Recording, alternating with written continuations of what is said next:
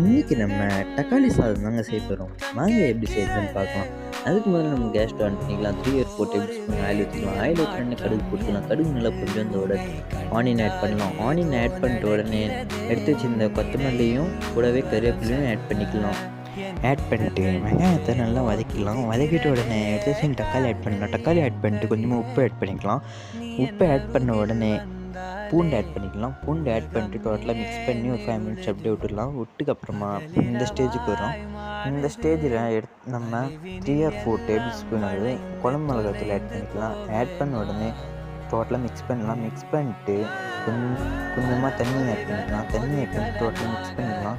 இப்போ நம்ம எடுத்துச்சு இந்த ரைஸ் ஆட் பண்ணிட்டு டோட்டலாக மிக்ஸ் பண்ணிட்டு சுட சுட சர்வ் பண்ணுங்கள். அருமையாக இருக்கும். இந்த தக்காளி சாதம் மறக்காமல் ட்ரை பண்ணி பாருங்கள். Okay bye.